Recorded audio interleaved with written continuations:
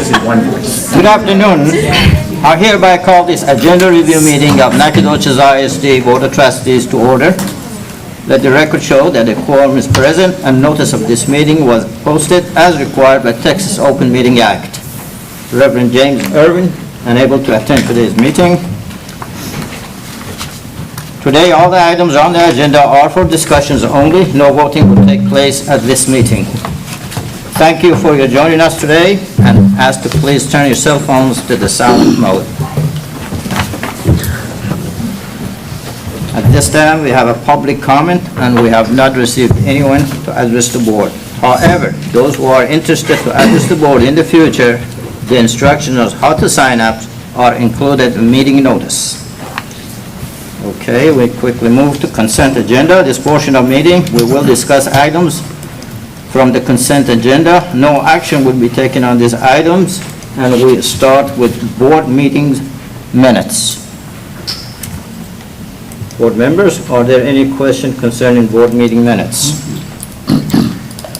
If it's not, we move to business office report, and our Chief Financial Officer, Mr. Eberland, will start with budget amendment.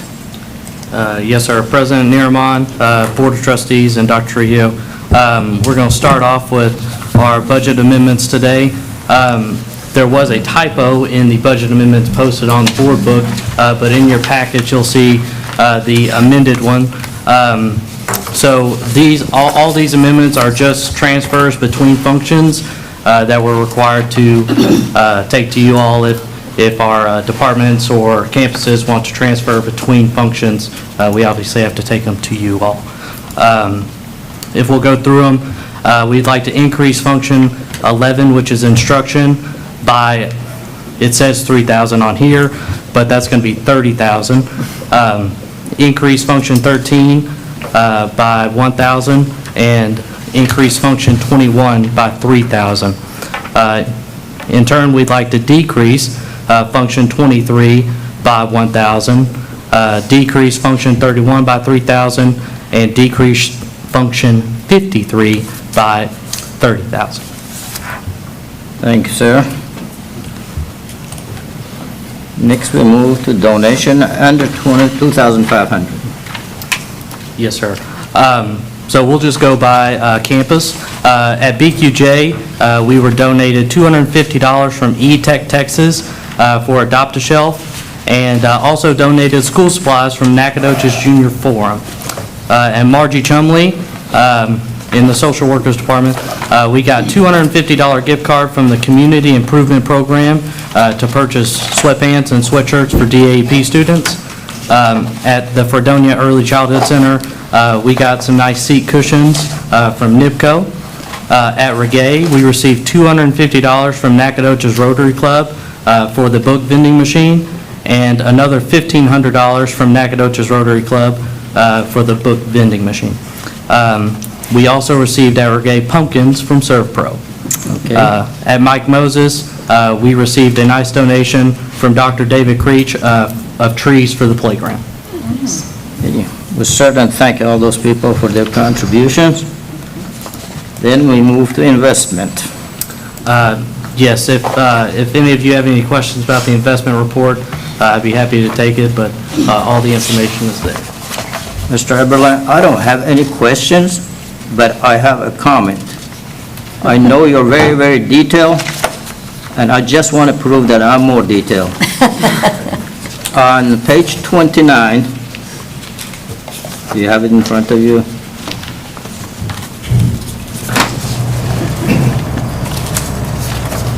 Under what? I'm sorry, I don't have it by page. Okay, it's under Nacogdoches summary, revenue and expenditure for fall.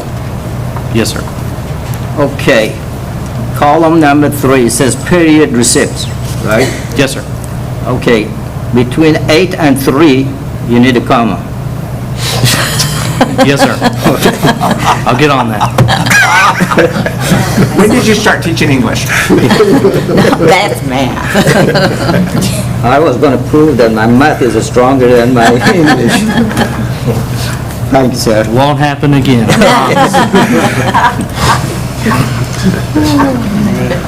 I Okay, next is a miscellaneous business office report. Yes, those are just going to be the regular reports that are brought every month, the bank rec, the summary of revenue and expenses for all funds, general fund summary expenditure status report, and of course, the check registers by date and vendor. If you all have any questions about that, I'm happy to answer. Board have any questions? Okay, if not, we go purchase over 50,000. Frontline education, I guess the superintendent will be presenting that. Until the screens come up right quick. Frontline education, it's otherwise known as human capital management. We would think that human capital management deals only with HR, but it does not. Today you're going to hear this term repeatedly, but you may be hearing it as, we will be referencing it as HCM. From this point forward, so you'll know that it's human capital management, and it's a software that will enable Nacogdoches ISD to consolidate some current employee platforms into one unified system that we can provide.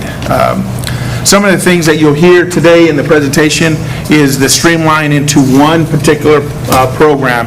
We are currently using anywhere between 10 and 12 different systems. It will also increase productivity.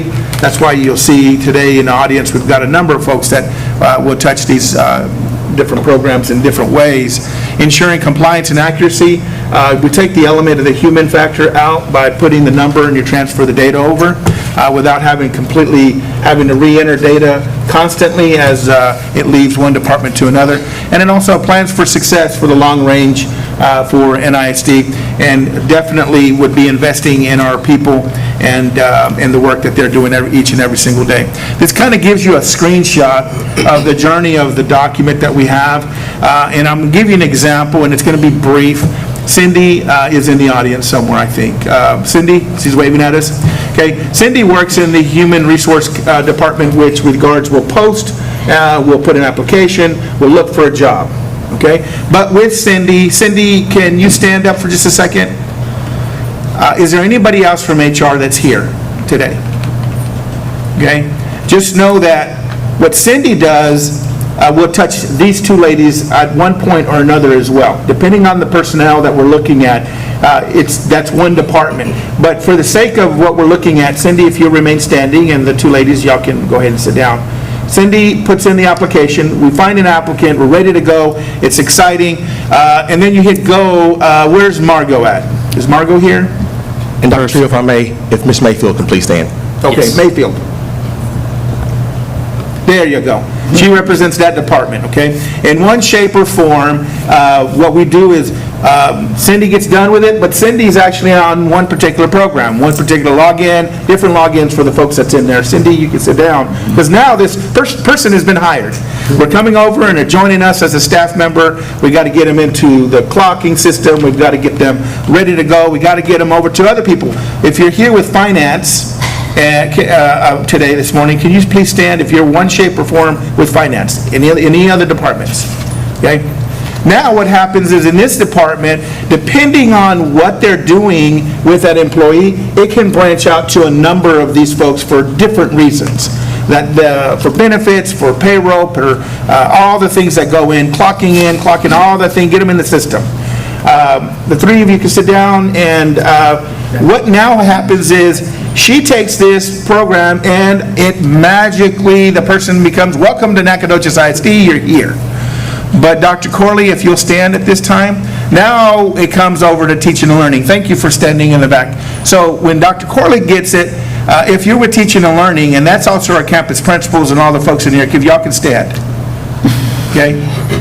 Now these folks come in and they've hired. Now we've got to figure out staff development. That can come from the principals, that can go all the way to teaching and learning, and they design the learning. You just walked a path with one employee that was hired, and notice the number of people that stood up and walked through this whole process until we get them to this point, and they're hired, and now they're having to do the staff development or the training or whatever needs to happen with it. Thank you all. Y'all can have a seat. I want to give you all that as a visual so that as you see the process, Even though you see this color and sequence that you have up here, each color represents another program with probably another set of logins. That means you could theoretically have to keep up with anywhere between 5 to 10 different passwords. And I'm sure if I'm misspeaking, I'm sure somebody in the audience could correct me, okay? Anywhere between 5 to 10 logins that they have. And that's just this part of the human resource portion of it. The bottom part down here in the black is something we don't even have the capability of doing. But by moving to something with Frontline, we can generate some data on the bottom half. Mr. Whitaker, what documents would you be talking about there? So good afternoon, President Nieremann, Board of Trustees, and Superintendent Trujillo. So when you look at the human capital analytics portion, which is a portion that we have not had, so when Dr. Trujillo comes to me and says, hey, I need to report to the board on specific numbers, where are our applicants coming from? How many, maybe possibly absences can we predict, right? We don't have the capabilities just yet, or in the meantime, it is basically hand calculated on spreadsheets, on data, right? So as we keep track of all the new hires that we may have in a given year, a lot of information is held on a Google spreadsheet to kind of dictates excuse me, where the employee may come from, whether a university system, whether an alternative certification program, maybe what other district they may be coming from. So a lot of that data is housed not only in the applicant system, but for our research purposes of pulling reports that's on a spreadsheet for easy access that might need to report back to you all. When did we hire them and so forth. But the human capital analytics will allow us, if the board approves this said software, will allow us within a year time, because you have to be able to build that background data, will allow you to predictive analysis of how many absences. So example, the high school, based upon the data and the analytics that it is researching, is how many absences on a Friday can we expect from the high school? How many absences from Michael can we expect on a given day? The day after the holiday, how many absences can we predict? So that's just one predictive analysis for it. You can look at staffing, you can look at all different avenues of the predictive analysis software that can hopefully utilize and have better utilize your talents within your departments to give reports to you guys, make any corrective actions. Hey, we need to maybe post a job here at a certain place because that's where we're really getting applicants from. So that encompasses will hopefully better utilize our systems and our research and what we're doing. Also, Ben, when you're looking at with the finances, return on investment with personnel, because that is the greatest investment that we make as a school district, do you see that the analytics portion of it can also be provided from the financial side? Oh, yeah, of course. And when we talk about absences, we're also talking about finances, too. I mean, you look at our ability to reach out to our substitute teachers whenever our teachers are out. It will send automatic alerts and call them, and there's an app that they can go on and fill positions in advance.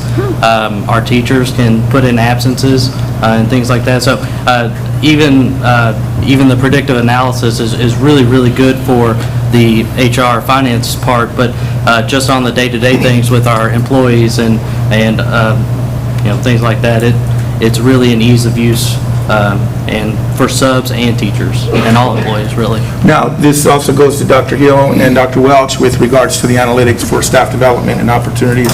When we have employees that are in and they're in the system, y'all can generate reports based on staff developments and which folks have got which training. We got SIOP, who doesn't have SIOP, if it's a warehouse when it comes to staff development.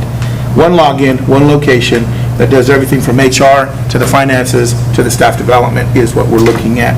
Right now, we have it in multiple sites that we have. This is an important item to look at.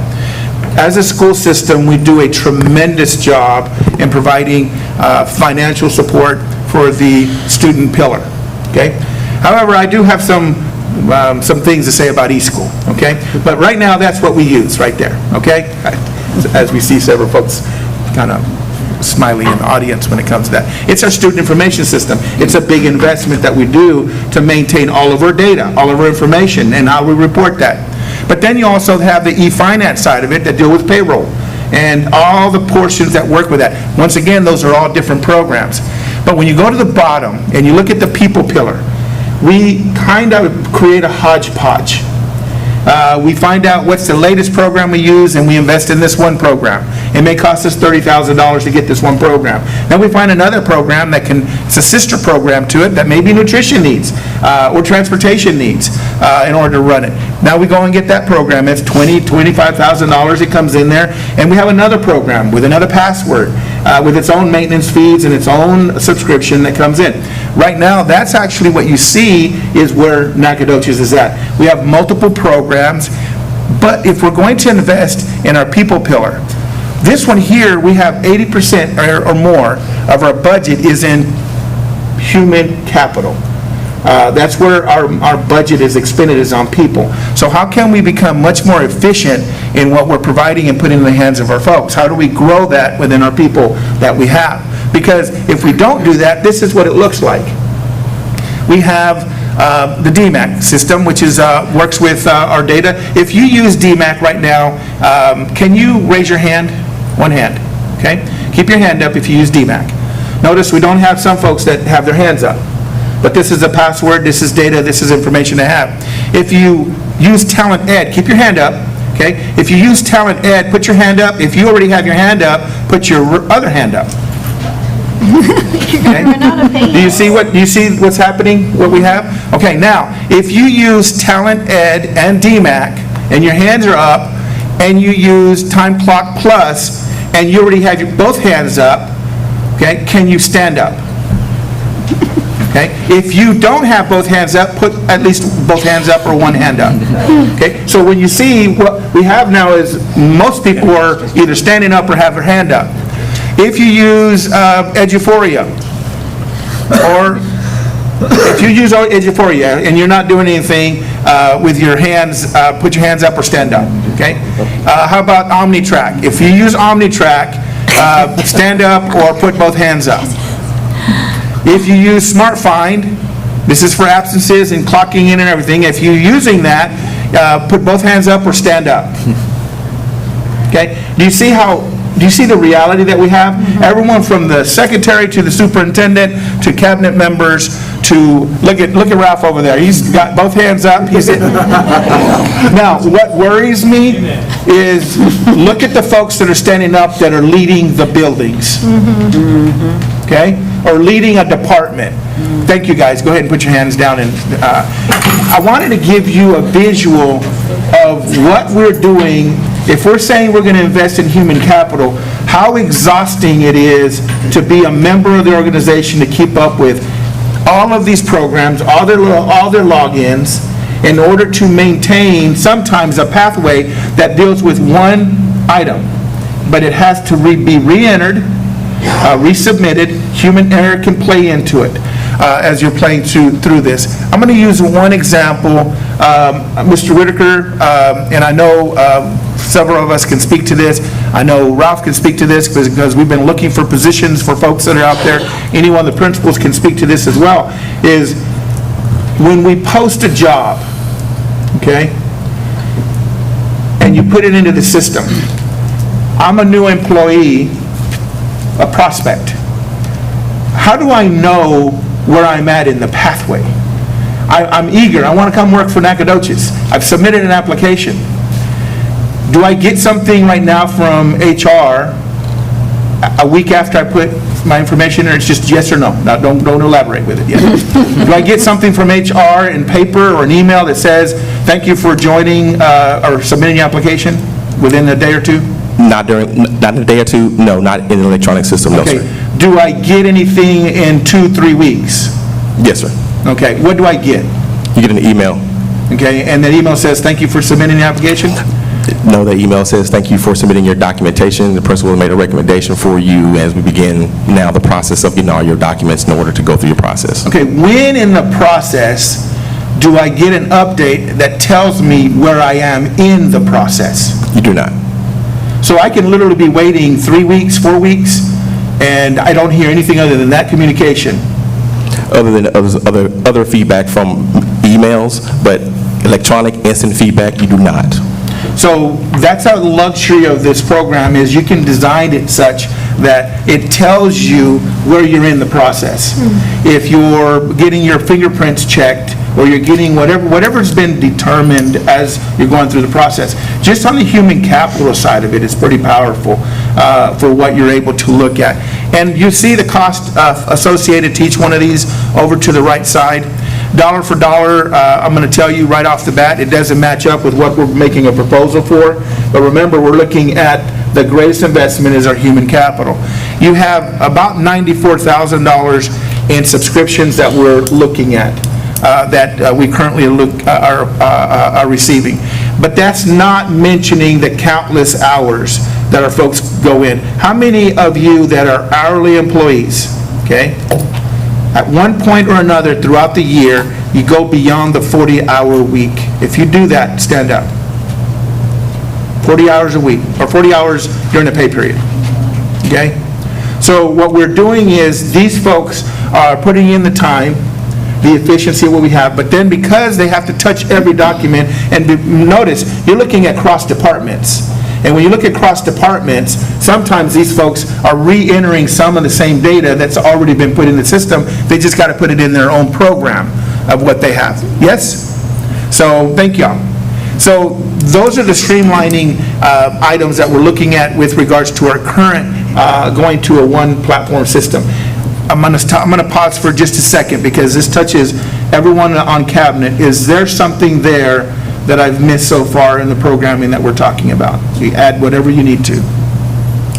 I think, Dr. Tree, if I may, I think a good point, just to reiterate again, I think, there are processes where the employee is notified, but it's not an efficient process in which the employees are notified. So I want to be clear on that, with the process and the system with the platform, it allows the instant feedback, communication, to kind of see where you are, instead of an employee having to go in and manually send you an email or manually update you in a process where you can kind of physically see it. So if I apply, it's going to give me the automatic feedback in the system saying, hey, thank you for applying in the system. Or if we fill that position, hey, unfortunately, we fill this position, but please take a look at some of the other positions that we may have available for you in the district. So it gives that effective, efficient communication and consistent communication that we can have in the district. Also, if they have to wait a certain period of time, they maybe have another opportunity, they seize the other opportunity as well. Oh, yeah, we've lost a number of applicants that have, because of waiting. Now, I will tell you this, though, the principals that are out here, Gerald, could you do me a favor? Can you come up to the microphone? I'm going to just put him right on the spot. But I know this has happened to Gerald, okay? Gerald, have you personally found an applicant, and that applicant has reached out to you to say, where am I in the process? Yes, sir. And what do you tell them? I tell them I have to make a call to HR so I can check and see where they are in the process. And you got a lot of extra time, right? A lot of extra time to stop to call HR to figure out. And then you got to turn around and call that applicant. Yes, sir. Has that happened one time? That has happened several times in my career. Okay. And I would venture to say this repeats itself with each one of our campus principals, where they've invested a lot of time. Did you interview that person? Yes, sir. Okay. And you made a decision to maybe hire that person? Yes, sir. Okay. Did you ever lose that person after you're waiting for that person to take the job? Yes, sir. And that only happened? And we've often lose them to within our own district too. So we sometimes principals may both submit a form on the same person, and no one really knew that I submitted the form, and then the other principal submitted the form, and we're both expecting someone to start, and then they're like, not there. So that happens a lot. Absolutely, absolutely. So, thank you. That was a cold call, but as a building principal, I can bring any one of the building principals up here, and they can tell you the same story all over again. And there's nothing more frustrating than to spend all that time interviewing not just one candidate. I promise you, he interviewed that one, but he interviewed 5 others that were looking at the job, and they landed on the best candidate. And then they wind up losing the best candidate, and then guess what? You don't even get the other 2 candidates after that because they've also moved on. So it expedites the process and investments in our commitment. Now, yes, ma'am. I have a question. Yes. Go back to the other slide. I'm going to try. Oh, Okay. here they are, yeah. So, you're saying that Frontline will replace these? They won't be using DMAC anymore, or EduHero, or? There's versions and pieces that we will have to look at, but it won't be the total amount that we have, because right now, we have to get the whole package. Right. Matter of fact, even with Frontline, you'll find out there's some districts that are using Frontline, and they're using pieces of Frontline. You can do the same thing we're doing here with Frontline. But you'll find that some of these districts are slowly moving into one system so that they can actually have it all in one area. Okay, and this is, I'm going to ask again in a different way. Absolutely. Okay, so this is more than just the fact that these systems don't talk to one another. Yeah. This is actually, they have their own program that would replace, Frontline has their own program that could replace most of these others. In time, because what happens is, we're currently in contract with DMAC, with Yeah, Town yeah, Ed. yeah, we do. And so we'll continue that relationship.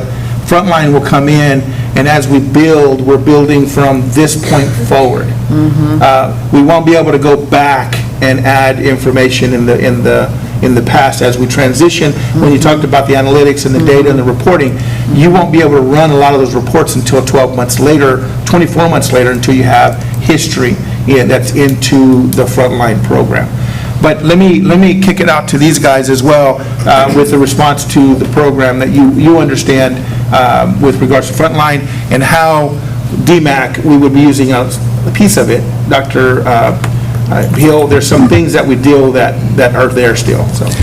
Yeah, so to your point, Ms. Abt, so DMAC encompasses different programs within the course of the DMAC house, right? So only portion that we're going to be pulling off or offloading is the evaluation piece, which you can see the costs associated with that. So the data, other parts of the program that the district utilizes that will still stay in place as that is an E-agreement with Region 7, of course, and so we will still stay with those pieces, but for the evaluation piece, we will offload that because you can pick and choose which ones you want to select from. Okay, that makes sense. Thank you, sorry. No, great question. No other questions? I just move on to the next slide here. The benefits of connecting to the HCM platform, you got three big ones that you're looking at. You connected your platform across the board with all of the pieces that we talked about with the analytics. It'll go seamlessly across the variety of folks that are sitting out here in the audience and some that are not represented here today. You also have a single username and a password that goes on to simplify the process. So you don't have to worry about going in there and the hours you put in to go, okay, now I got to exit out this program. Is there anyone here that has multiple devices in their office area, or you tab out from one program into another? Okay, so that's a skill set. That's a great skill set because you could Alt-Tab. Y'all know what I'm talking. If you're using Windows platform, now we are on Chrome, but Alt-Tab can tab you between programs. And sometimes if you're tabbing between programs, it can be maddening because you got to go back and look at the data and the information and come back and transfer it over. And you're 10 keying it in, or you're typing something in there that necessarily doesn't need to do that. It could just pull up the file, and then you do the work that needs to be done. And then you hit it, you wait, it gets on a queue, and then the next person, another department can go ahead and pull up that employee or that data strand and could go ahead and work on that information. You can also enhance the productivity, of course, and the experience that you have for the employees. It can be frustrating and exhausting to our staff. Remember, 80% is with our personnel, but it becomes cumbersome and exhausting that if you know, and there's a day, I don't know what these folks do on a day in, day out basis when it comes to their entry, but I promise you, there's a day or time during the year they're thinking, oh, crud, today I start working on this report. And that report can tie them up for a number of days just to get the information that we need to have as we're moving forward for the experience. Now, this is what it looks like. If you remember, you saw this slide earlier, it had multiple colors. Now we have one color, one system, one process, and one login, and they can seamlessly go across all platforms as we're working through with our employees. The timeline for implementation, if we were to do this is why we're bringing it to the board now, would be the launch that we would have. as we would move forward. It would be very sequential, and we want to make sure that we don't tax our folks. Some folks in here are going to be working with their system or their program until it launches in. It's not a jump everybody into the pool and we're having a big giant frontline party. Ben, Harold, is there anything you want to add with regards to the timeline that we're looking at here?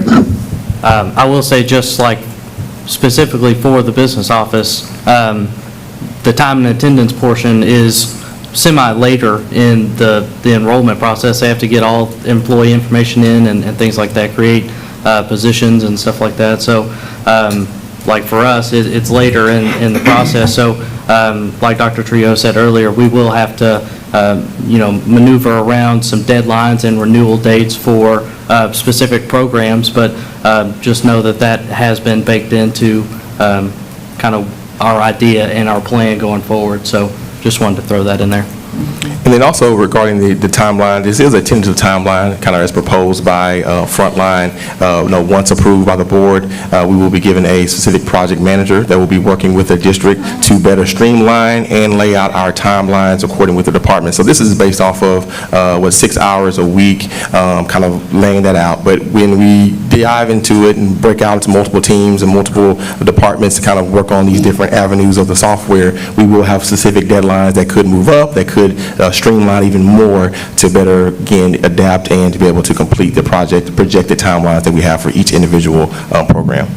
Now, what you're seeing in just a second, you'll see two items that are going to be going in parallel to each other. You have two costs associated. One cost is associated to this.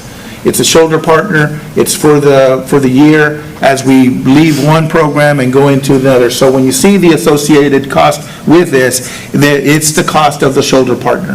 Then you have the actual program cost, the subscription. And that subscription is going to be prorated based on our launch now. If we decide to go this route, then so you'll understand both sides of it. I want to make sure your key is down there in the bottom where it says go live and project closes out. You'll notice that the CSM team will not hand it off until beyond the scope of going live. So once we go live, that support's not just going to go away. They're going to sit there because now we've got 100% of the staff is in the system. That we've got our grounds and maintenance with the clock-in systems and working through it. We've got a cafeteria folks hitting the ground running. We got teaching and learning with the staff development and the evaluation tools, principals looking at the hiring process.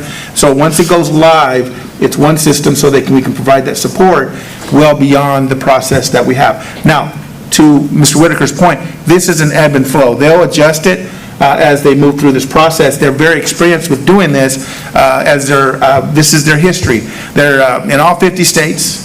It's not just one little company as we fly around. They're serving about 2.4 million teachers across the state.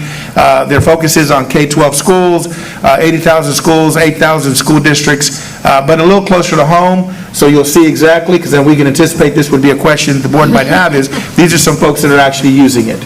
That are our neighbors and down the road and the support that we have. And because they're using it, that also provides us some support with Region 7 because they can actually get us in direction with folks that are out there. So you'll see some of the districts there that are near us that are using the system at one degree or another. So we don't want to say that they're all using it to the same degree and commitment that we're wanting, but I'm anticipating they're all moving in a direction of commonality. Now, let's get to the bottom dollar. The money, as we're looking at the expenditures, remember we talked about the shoulder partner. The shoulder partner is on the right-hand side. Implementation and then training fee is about $56,000 for them to help us transition from the programs we're using into the software that we're going to be going in and working with each one of the departments as they're going through this process. The prorated number, the subscription you're looking at is on the left-hand side. It really doesn't matter. We can continue to grow as a district. It's 100% of our staff. Unlimited users is not limited to the number of people that apply or apply themselves to the program. And it winds up being a proration of $133,000 as we're looking through that.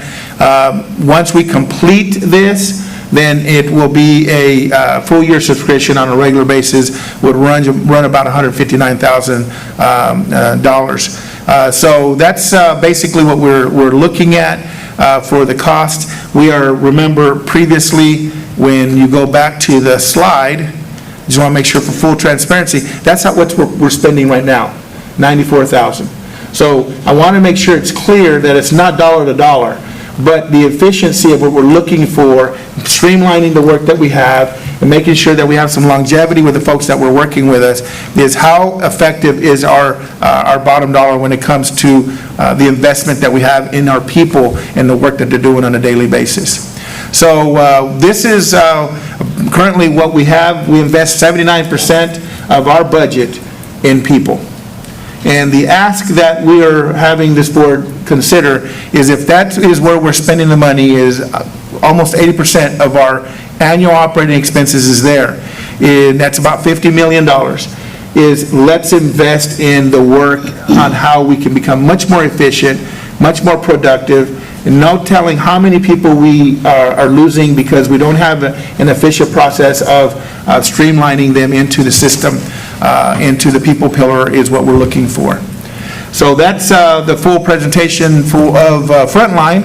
And I took the lead with it because it goes across departments, and I didn't want Mr. Harold Whitaker presenting because then we think it's an HR program. Didn't want Ben to be presenting because then it's finance. It's touching every scope of the district that we have. I'll take any The questions. only question I have Yeah.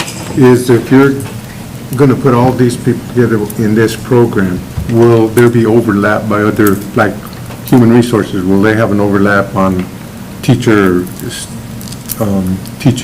education? Are they going to be able to run reports? Is everybody going to be able to do the same thing, or only stick to what they're doing in terms of HR and stuff? You're talking about, okay. Will they be able to use that? Will anybody in administration and people that are working be able to get in to do what they need to do in any one of those programs? That's just a question I had. Yeah, I thought I heard. end users, in other words, the suite, if I understand correctly, if I am working in finance and I have this window that I'm looking through, I have rights that are set to my access that I'm looking at, Right. and that's where I'm at. I'm not going to dive into that and then tap over, and now I'm in Cindy's area and I change some language on something. It doesn't work that way. So you have your rights and your parameter. That's the wonderful thing about technology. It limits the access that you have across the board. So you're not going to see that. Now, you may have administrative rights at a whole different level that you see the whole system. And that may be where Kirsten with technology, maybe with our deputy superintendent, with Michael, looking at some things, and maybe with our secondary and elementary folks that are looking at how are we going to post this position.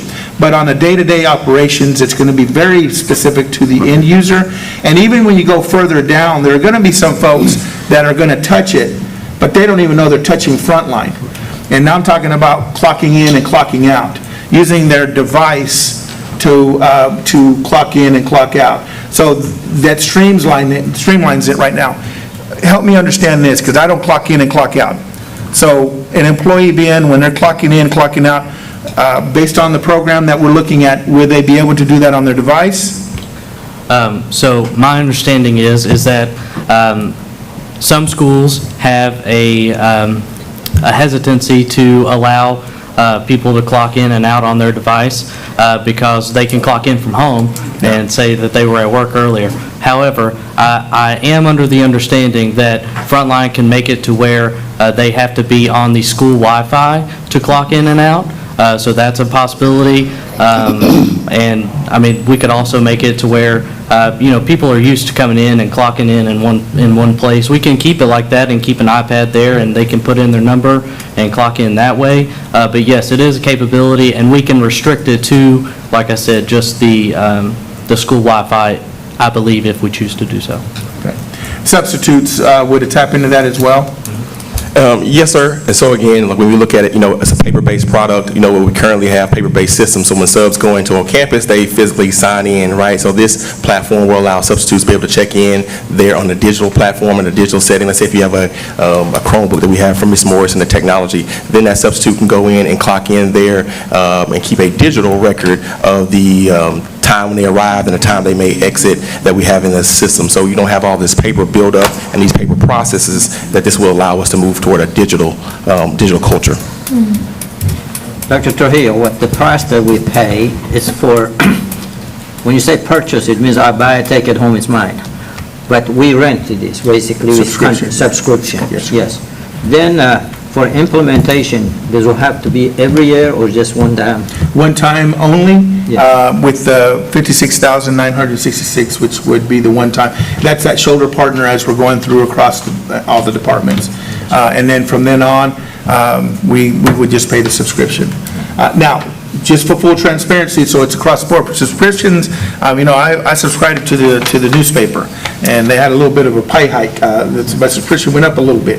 I was about to ask that. So just because you see 159,901, now, what technologies, what analytics, what AI technology, what new programming they have, what are they expanding it to? So I don't want to lock that price in there, and to let you know is that you do have an adjustment that happens, and there is a package deal that you can have.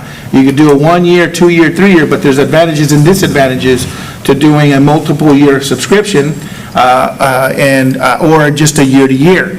If you go to multiple year subscription with the company, then you'll have a locked-in percentage rate. So if there's no increase that year, you're locked in to pay that top 5% increase. So if you go 3 years, that's the incentive to let you know, but it also protects you. Because if they do have a 10% increase or a 7% increase, you're going to pay the 5% increase, not the top amount. You go to year, then you may not have an increase that next year. You may have a 1% increase. And so there's advantages to doing a 1 year. There's an advantage of doing a multiple year. I know there's one example of one program, Ben, we talked about it last week, and it's a current program that we're using right now. For 3 months, it cost us $15,000 for 3 months. One of the programs that we're currently using, because we're trying to figure out, okay, if we decide to go this route, we don't want to buy a year out and we go to this, so we're being very prudent on signing contracts with each one of those individuals to figure out how can we transition them out and maybe move in this transition if the board elects to go that way. My question is, are there comparative platforms? Like, did y'all look at multiple options for this, or is this like a one-of-a-kind? Frontline is the only one that does this. I'm going to send it to our team here. Frontline, how did Frontline become our point? Obviously, looking at some of the regional schools that in the area that use Frontline came to the forefront. They reached out to us in the past, and as we wanted to look to make this transition, we circled back with them. Obviously, got information that other school districts were using them. But the good thing about Frontline is they're one of the only schools, if not the only school, that is specifically designed for K-12 platforms, K-12 schools, that is all under one umbrella. Again, most times other districts or other services are hodgepodge or piecemeal together. When Frontline uses this, it's all under one house. And so we did look at expanding applications, possibly with Skyward. We did look at possibly looking at how can we get more bang for our buck with our current Talent Ed system, which is our job posting system. But again, Frontline circled to the forefront because, again, that's what other school districts are using, our competitors are using. And when we researched and had the demos and had the conversations, they rose to the top as what they can provide to our school district. Okay. Okay. So I know that we've got these other platforms that we're using, the hodgepodges, and we've got some existing contracts. With the implementation timeline, how is that fitting into how those contracts will be terminating so that there's as little overlap as possible, because it's a lot of money? I will tell you that none of the programs that we're currently using, correct me if I'm mistaken with this, guys, is beyond the 12 months. Okay. So within the 12 months, we would be transitioning out.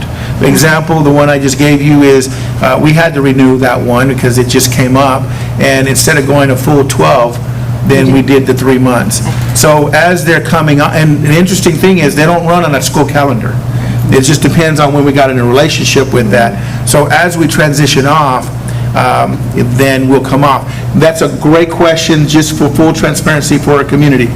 If we make this investment, then that means that if it's going to cost us, what did you say, $15,000? Yes. Yeah, for 15 months, we're paying the $15,000, but we're also, if we decide to go this route, we're making an investment that this is what we're spending.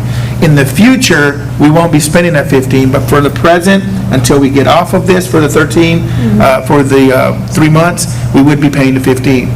So to your point is, it's a dual enrollment until it falls off the program that we have. Yes, ma'am. I think the previous programs that we had to contract different dates, so they're not finishing at end of the year, the same time. They're all different, too.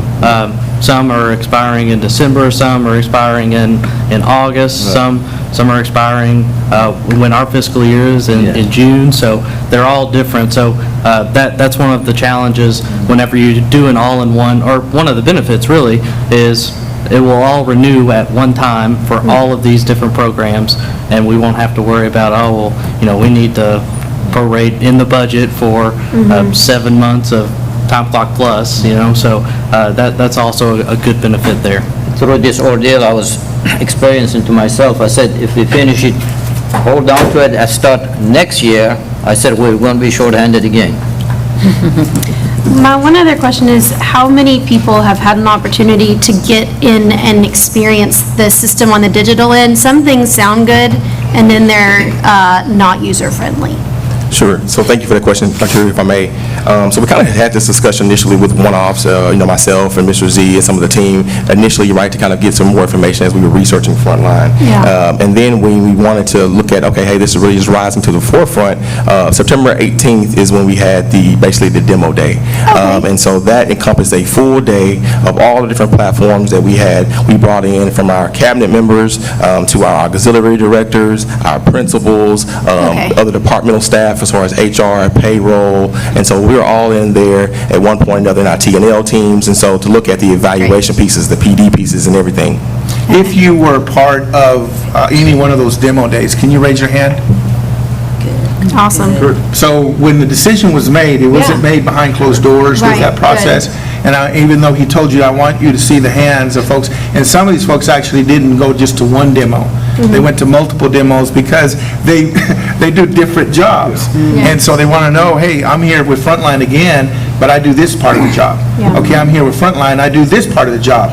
And that was amazing. So great question. Yeah. And you get to see the hands of our folks that were actually in the room for the demo. That's great. There's nothing worse than something sounding great, and then you log in and you're like, I don't know what to do with this. Yeah. Okay? I'd like to kiss this in LOR. One ring rules them all. Okay, I want to thank our leadership dragons, because you've made visually clairvoyant to us of how confusing and time-wasting this process has been. Now we have a way to gain back time. Time is precious, and time is money, and we need to give you time. So it cost us a little money, but it's going to, in the long run, it's going to be more efficient. And I think the whole key to this program is not money, and time is really important, but cybersecurity. When you have all these different passwords floating around, and well, I'm just going to type them under my computer or tape them under there or whatever. If you have one password, that's better. And when everybody keeps with their password, we have less probability to have an intrusion and being captured by those cyber crooks. So I think this has a really important basis to modernize. We're as good as any of those people that on that list. Why aren't we on the list yesterday? Well, we weren't there, but we're here today. So now we can be on that list, and we can have all the benefits and all the pain of switching to a new system. But we should only have to do that once. So I think it's very, very important that we've done this together. You all have helped us. And I think we'll do better on Thursday when we do our voting. I like Coach's example. Yeah, that's a good one, isn't it? I said it's basic because multivitamins. I'm not good at swallowing pills, and, some people can put a whole mouthful in at a time, and I would rather just have that one multivitamin try to swallow. Dr. Trujillo, Yes, ma'am. I like anything that streamlines, because you have much more human error every time you have to transfer that information. And so I thank you for bringing this to us, and now I charge you to look at eSchool. Let's do something better. I do take the charge. I don't even want to look into the audience, because I know that some of them are going to lock eyes with me, but we really got to look at the process and see how can we yes, absolutely. Okay. I do have one more question. Yes, ma'am. Back to kind of my other conversation about payment. So I know that sometimes when you can do the multi-year agreements, you do get a little bit of a benefit Yeah. on that. So are we going to consider that maybe after the implementation, it's about 12 months, and so we're paying for 1 year, so then at that point, would we consider looking at a multi-year agreement? I think we could. I think this first year to serve us well is to do 1 year to get it all under our Okay. belt, and then we go back to contract and all the new innovations, we can kind of see what the trend is. Okay. What I found when in visiting with the vendor and talking with the team is, I'm going to use this as the example. Remember, we bought that big fuel tank, and we have fuel in that fuel tank. Okay, we can fill it up, and we're going to be paying different prices if we fill that fuel tank up, and it's going to fluctuate every time. But if we get into a partnership, a fuel co-op, and they tell us we're going to pay $3.30 per gallon, and we're going to get that for 3 years, then it doesn't matter what happens on the other end of the world. We can be in a world war, we're going to pay $3.30. The problem they have, though, is if there's nothing going on and gas drops down to $2.25, we're paying $3.30. So that's the problem you have with a multi-year contract, is I think their number is 5%. 5.5%. 5.5%. So if you go multiple years, if you go 3 years, then it doesn't matter what's going on, you will pay the 5.5. And if you don't have an increase, most people are going with a 1 year, maybe they're paying 1.25. Well, we're paying the 5.5. Correct. No matter what. So there's what we have, the wisdom of the board to figure out, okay, what kind of relationship are we looking at in a long-term investment with this, to see what that may look like. But for, and once again, it's the will of the board. Our recommendation at this point would be go 1 year, evaluate the whole thing and figure out, okay, what does it look like? Talk to some of our partners that are already doing this to see, okay, what does a multi-year contract look like? You can even do a 2-year. So there's different models that we can actually play with. Now, I want to make sure it's very clear to the board. This is not a budgeted item.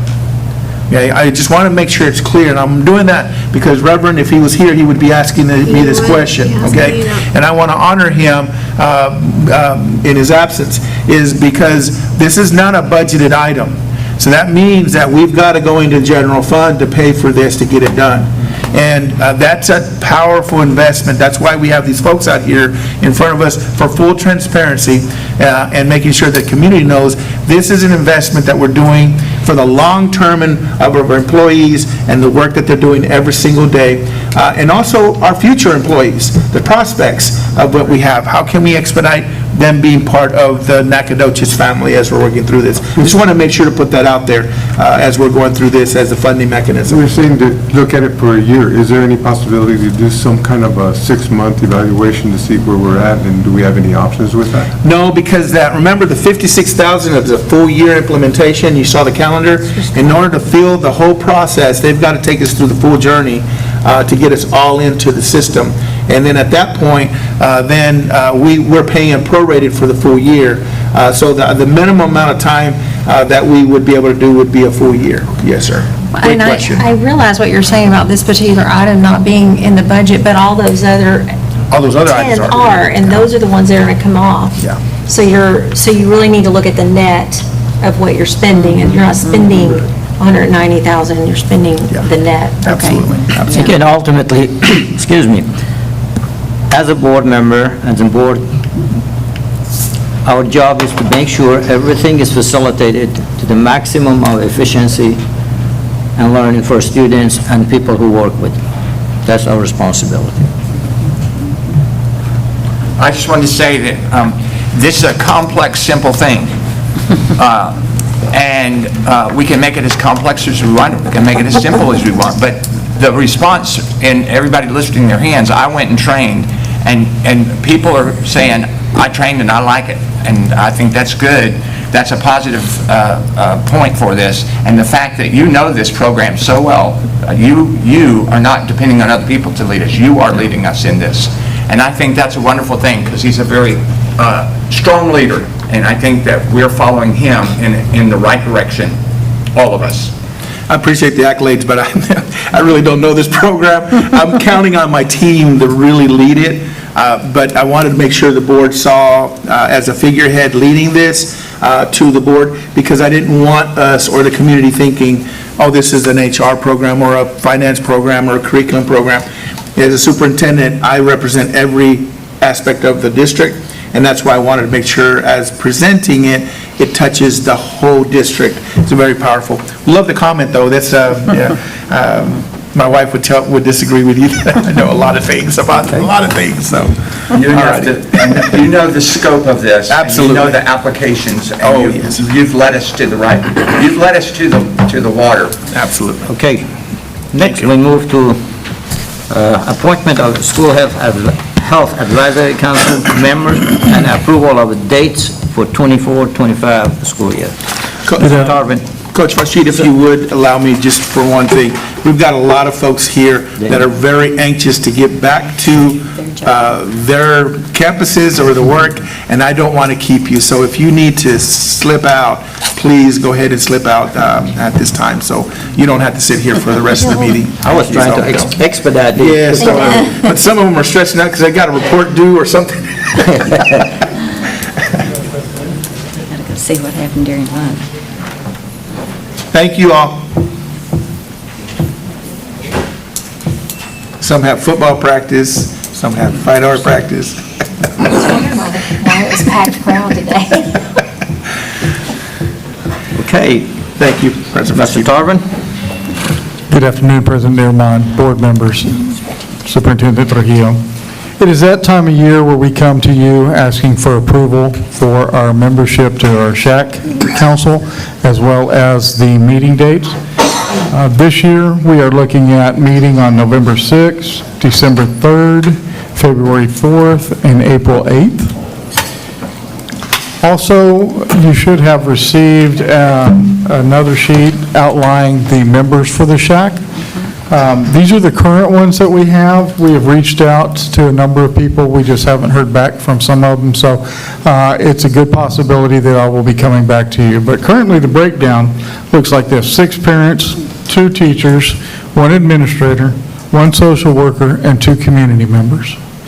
I will tell you that we have an opening right now for a nurse supervisor. When that person comes on board, I would also like that person to be a member of SHAC as well. All of our meetings are open to the public, and to be honest with you, I've never turned anybody away from wanting to be a participant in SHAC. But this is what we have at this moment. What we have done for our membership list is we have reached out to our previous members and asked them if they would like to continue.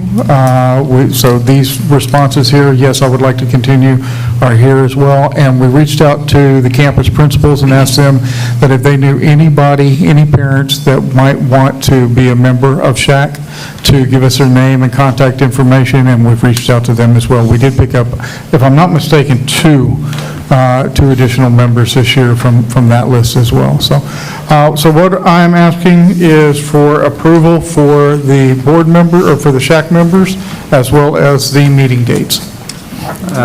Mr. Tarvin, Yes, sir. on the dates of the meeting, do you all inform those members a day before, a week before, or just giving them a schedule? Because when you give a schedule, it's on the wall, they don't care, I have something to do.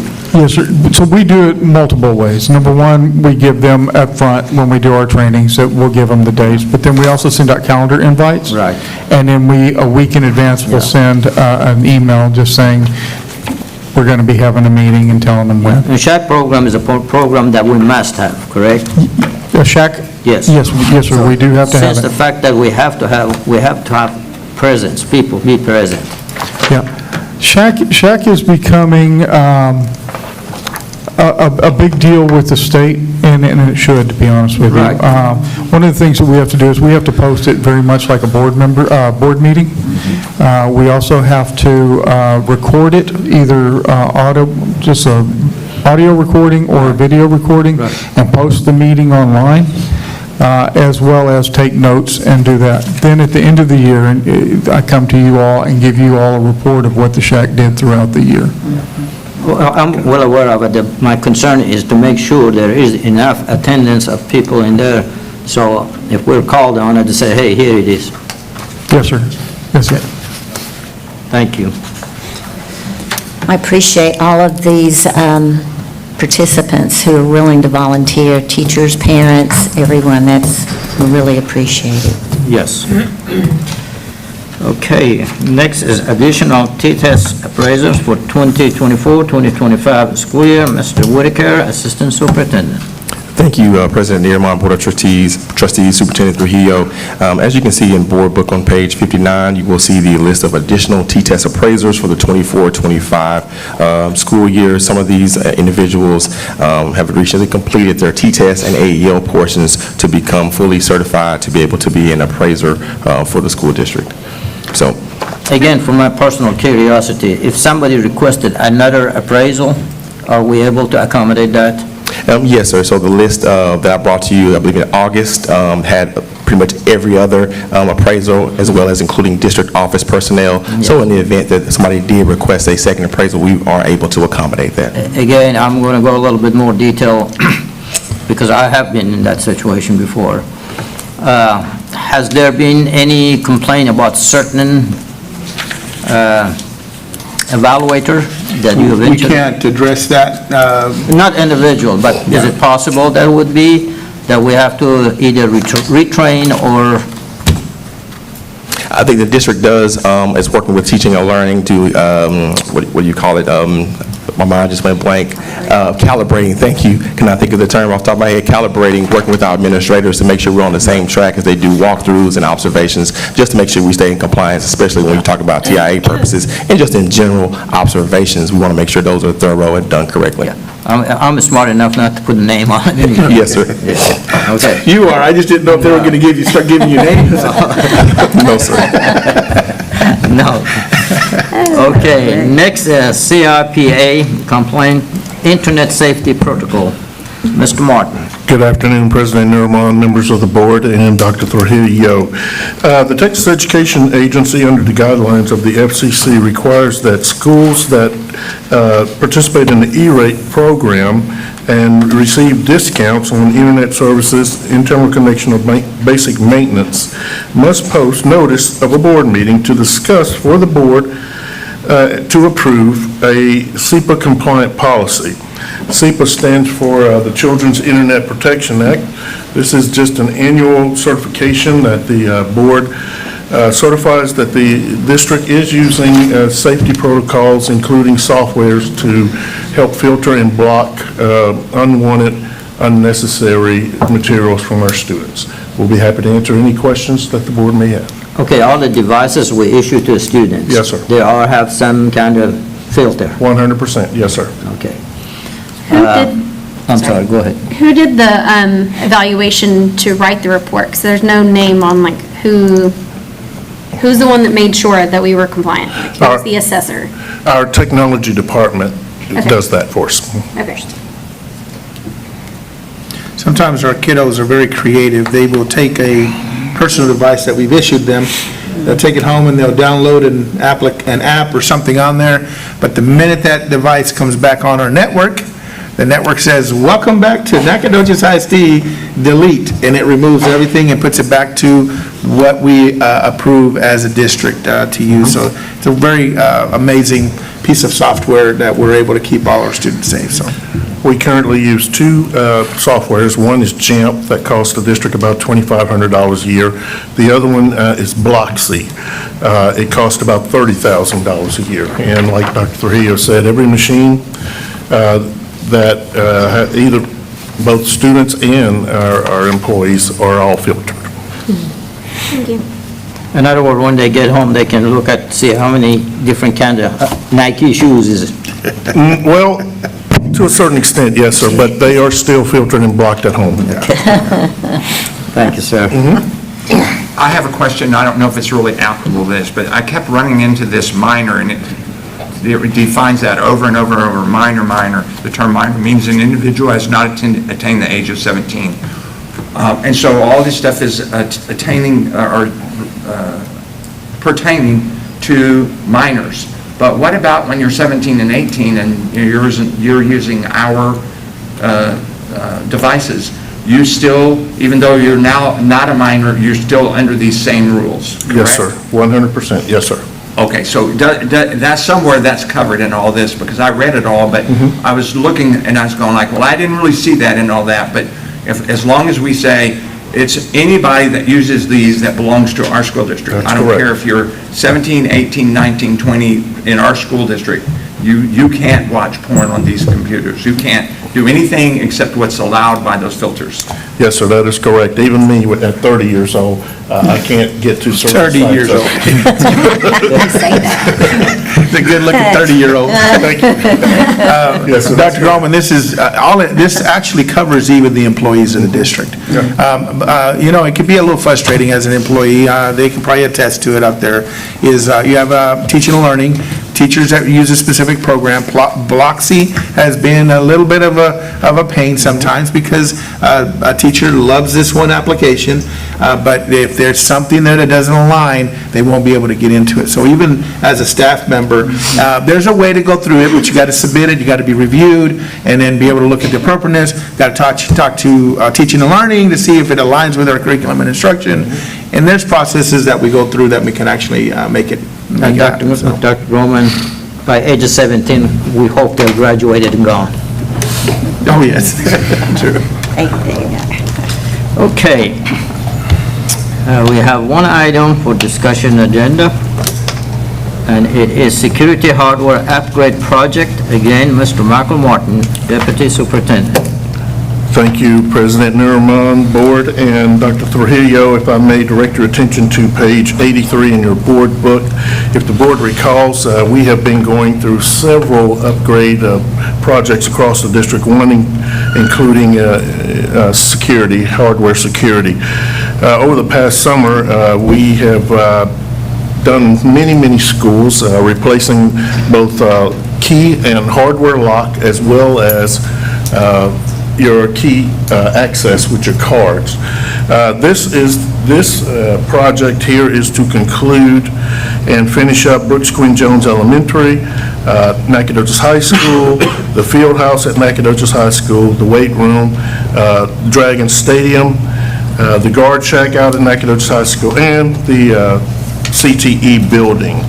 Again, this is just to finish up the hardware and the key lock systems. The project cost, Sword Company bid came in at $157,354.82. Also would be $8,500 for architect and engineer fees, and we put in there an owner allowance or soft cost of about $15,000.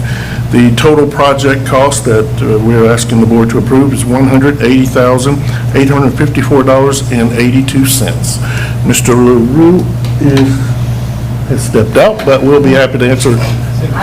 Oh, Cindy is here, so we'll be able to answer any questions that you guys may have. She dragged him back. I can answer, but he can answer as well. If they have any questions, nobody's asked any questions, so you may not, you may not need to come up here unless a the question. board's questions with it, so. You You do have a question. In these quotes, let me get on my glasses so I can see. In these quotes from Sword Company, it says, "Sword Company not responsible for damage or defective hardware. Replacement hardware can be provided at additional cost." So we've used this company before, and have we had defective hardware delivered to us, and we have to rebuy? Going to defer that question to Mr. LaRue. Good afternoon, board members and superintendent. We have used Sword for a number of years. They've been a company that has rekeyed every school except, she's gone, except Regay. Regay is scheduled for Thanksgiving break, we hope. We have not had any trouble with hardware to speak of. The hardware comes in primarily from Germany and European-based companies. They have the best locks. And shipping and manufacturing, we have had some that has had to go back. 99.9% of the time, Von Dorflin, that's the company we use mostly, has covered those parts. What Sword is saying is, we're not paying for it, we're sending it in for a warranty claim. Okay. But there is a lag time, because it literally has to go all the way to Germany. Okay, so that just leads into the other question I had, is like, what's the expected time span when we're replacing these all in 1 year or so, 1 to 2 years? We've been doing How this long over- is this going to last? We've been doing this over a 3-year period so far. We've got every school on its own master, and then we have one master key that our security department, our police department can respond, and with one key, they can get into any school. That's been a real issue. We've had 5 master keys at one time, so we're down to 1. And with the exception of Regay, which will get done this either Thanksgiving or Christmas break. And now we're pushing off, if you've looked through these, we're pushing off into the field house and the guard shack and some of the smaller ancillary buildings that are still critical buildings and still have students in them. We're getting down into them. We've got the major campuses done.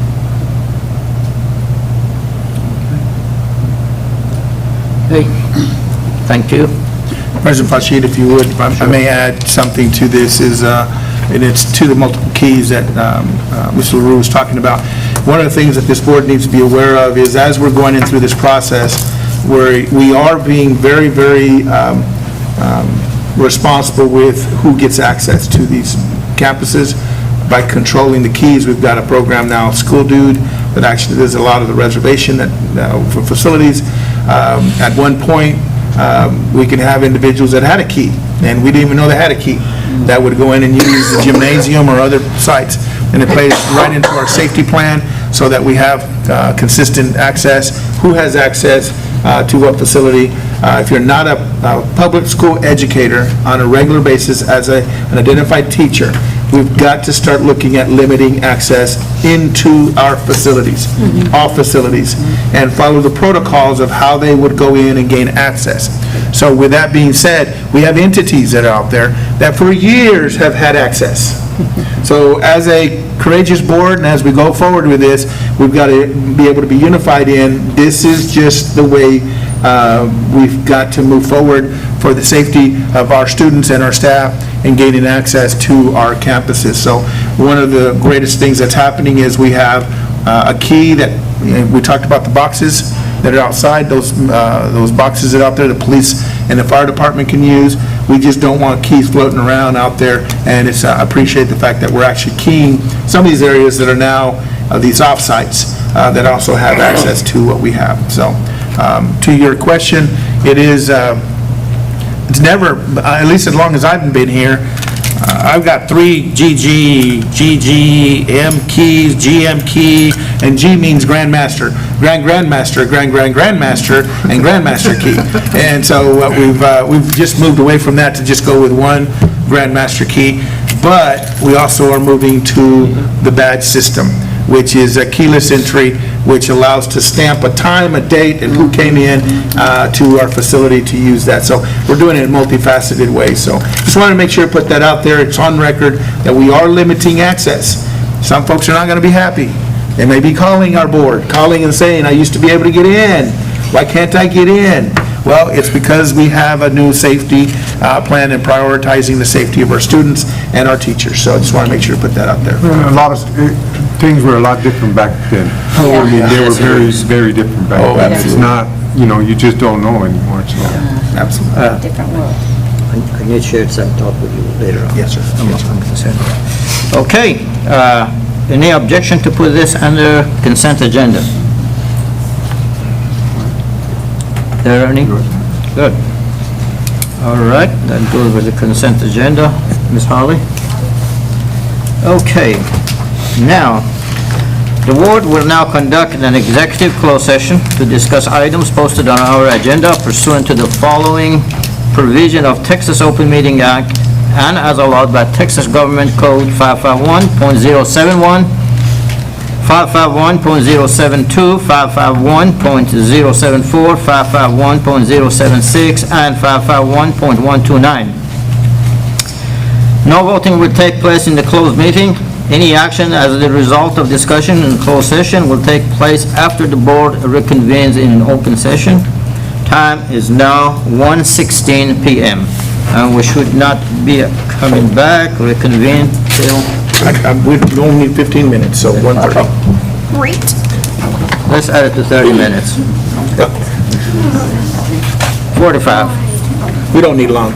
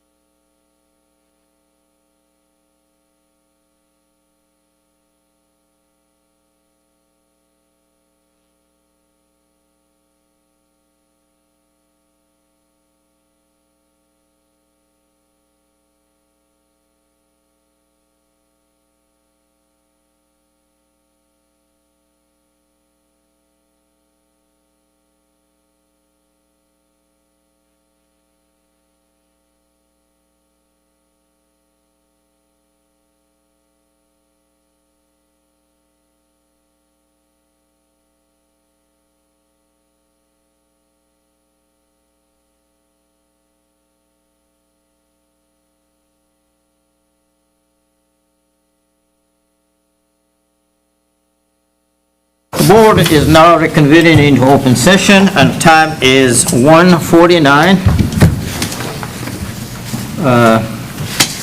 Board, do y'all need to have any future items on your agenda? If not, I seek a motion for adjourn. I move that we adjourn. I second. Okay, all in favor indicate saying aye. Aye. All opposed, same sign. Okay, we adjourn.